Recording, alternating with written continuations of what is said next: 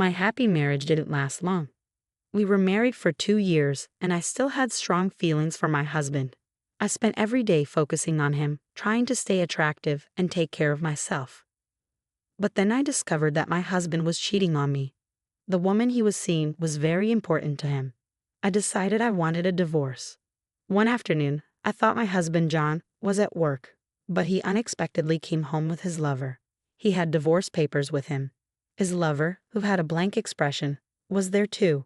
I guessed that this trip he was talking about was the honeymoon we never had.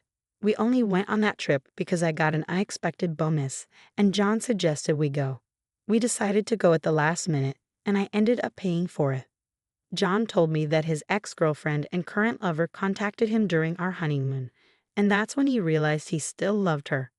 I was shocked and said, "What are you talking about? We were on our honeymoon. This doesn't make sense now." John replied, "I love her. She needs me too. We only just realized how we feel about each other. I do care about you, but she's the one I really love. You need to understand." I asked, "How am I supposed to understand? How does he expect me to just sign the divorce papers? What about my feelings?" John sighed and said, "You'll find someone better. You probably don't want to stay in this house anyway. We'll stay here, so you need to pack your things and move out in about a week." It felt like John wanted nothing to do with me anymore. He had asked me out and proposed to me, but now he was the one ending our marriage. He didn't take any responsibility for what happened, and I felt all my feelings for him vanish instantly without even an apology. I signed the divorce papers. John and his lover then left the house, telling me to be out by next week. I felt like my insides were freezing. It all happened so suddenly that I didn't even cry. Instead of feeling betrayed, I felt deceived, which made me feel sorry for myself and my situation. The next day, I asked a friend to help me pack up and move back to my parents' house. Since I'm a nurse and John didn't earn much, I paid most of our living expenses. Even though I was shocked by the affair and the divorce, not having to pay rent anymore felt like a small benefit in this situation. I made plans for where I would live next and started packing my things again to leave my parents' house. Kathy, John's ex, came to my mom's house. It was raining outside, so I let her in. My mom looked at me with sympathy. I wondered, what could my ex-husband want now? He said, "I'm not the love of his life."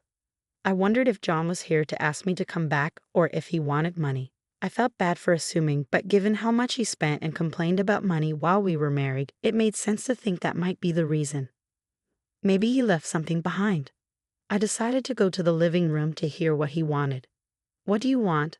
my father asked angrily, but John remained calm as he replied, "I'd like to talk to your daughter." It took a lot of nerve for him to stay so calm. "What do you want?" "I'm busy," I said. When I opened the door, I was stunned to see John's lover, or rather his new wife, sitting next to him as if she had every right to be there. "Why is she here? This is my parents' house. What are you thinking?" I asked. No one should bring their new partner to the house where their ex grew up, and it felt incredibly insulting. "Calm down," John says, and his attitude just makes me more disgusted. The woman with him remains silent again. "Can't you just get this over with quickly?" I asked, probably sounding more irritated than I intended. John looks serious. "This is important. We haven't talked about dividing our things yet. I'm here to get my share." I think to myself, so it's money, just as I thought. John looks pleased. "Yes, that's right. I had a feeling he would come soon, so I was prepared." I take out my purse and give him 30 cents. "Here, this is your share." "What?" John and his new wife gape at the 3 dimes in his hand. "What is this?" He throws the coins on the floor. His new wife suddenly speaks up. "Are you kidding? This isn't property. Stop messing around." They're both furious. "That's all the savings we have left," I calmly explain. John must have expected more. He sneers at me and says, "What are you talking about? There's more. I know you had $200,000. Give me my share of 100,000. He waves his hands around, and his wife nods along. I'm shocked and just stare at him. "You're the one who wanted this over quickly. So if you want the money, hand it to me." John starts screaming and throwing things around the house. He's completely different from the man I knew. It's a relief to have left him. The loud noise and shouting bring my dad, who had left the room, and my brother, who had just come home, into the living room. My dad is stunned by John's outburst but manages to grab John's arms and restrain him, stopping him from causing more chaos. I quickly explain the situation to my brother, who is a lawyer and understands what's happening because he knows about the divorce. John's new wife overhears us and realizes that John has a lawyer in the family. "Hey, I didn't know your ex-wife had a lawyer in the family," she yells at John, her eyes wide. I wonder why they're so focused on money. Even though I don't want to talk to John, I ask him, "Why do you need the money so badly? You left me because you said this woman is your dream. You chose to be with her instead of me, and that's why you wanted me to move out." "Yes, that's true," John replies. "But dividing the property is important. The house we have now was ours, and we want to build a new one. We're planning for a family, so we need a car and a vacation too. I want to do all the things a new husband should, which is why I'm here. It's hard for me though." Every reason he gives seems so selfish. "Okay," I say. "So you didn't want to come here. I don't want you here either. You don't seem to understand how terrible your actions were, so you don't seem sorry at all. I financially supported our marriage. Giving you my share is the least you can do to acknowledge what you've put me through." "Supported you financially?" John scoffs. What did he just say? Did he say I supported him? Maybe I heard wrong. John never wanted to work.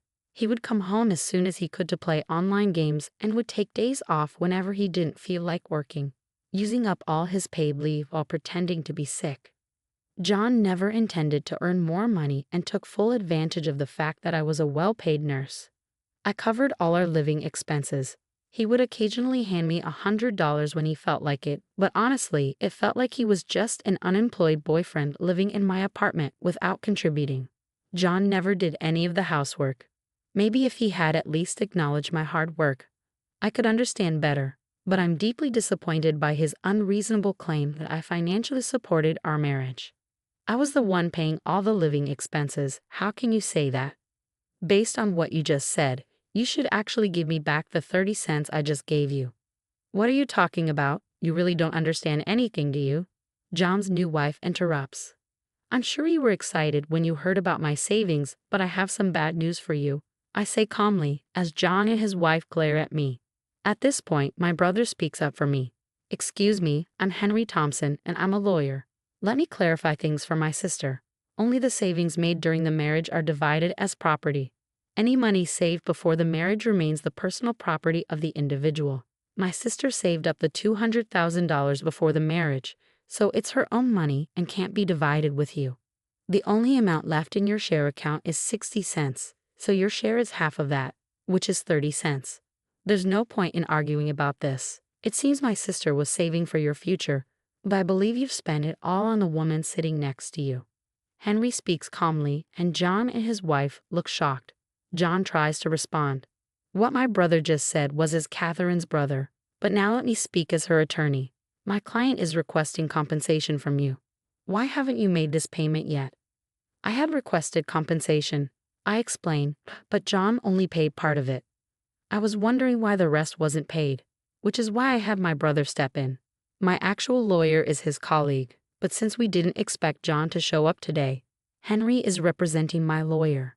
With Henry's intense gaze, John and his wife fall silent.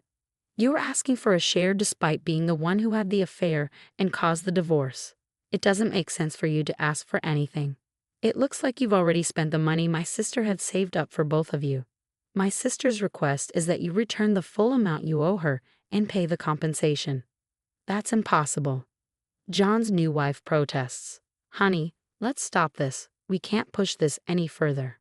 John stands up and kicks the table while his wife tries to hold him back. When Henry mentions going to court, John seems to give up and starts speaking the truth.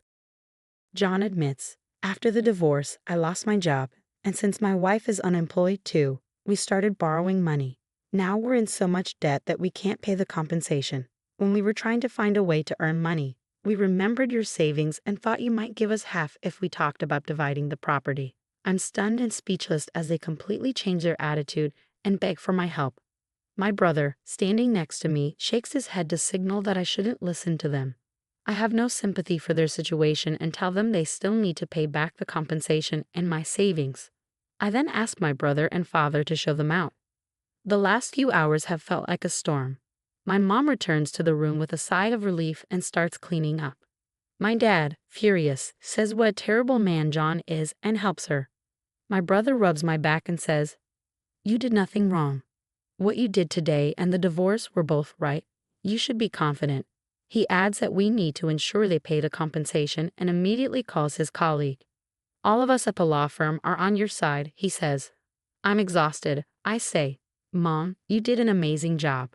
How about we all go out for steak tonight to lift our spirits?" I collapse into my mom's arms and hug her. My dad and brother agree to the plan, so we have a wonderful dinner together that night.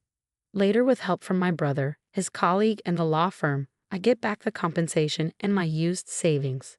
John and his wife have no luck with job interviews and end up working several part-time jobs. They won't be buying a house, a car, or going on vacation for a while. They seem to be finally grateful to me after experiencing their new life. When we pass each other on the street, they politely say hello, which makes me feel better knowing they've made at least a little progress. As for me, I'm in a steady relationship with the attorney who worked on my case. Henry is thrilled and says this man is perfect for me. 1 year after the divorce, I'm planning to introduce my new boyfriend to my parents soon. I'm sure they'll be very happy for me. I feel this way because when my ex-husband talked about his love of his life, I didn't really understand it. But now, I believe this new man might just be the love of my life.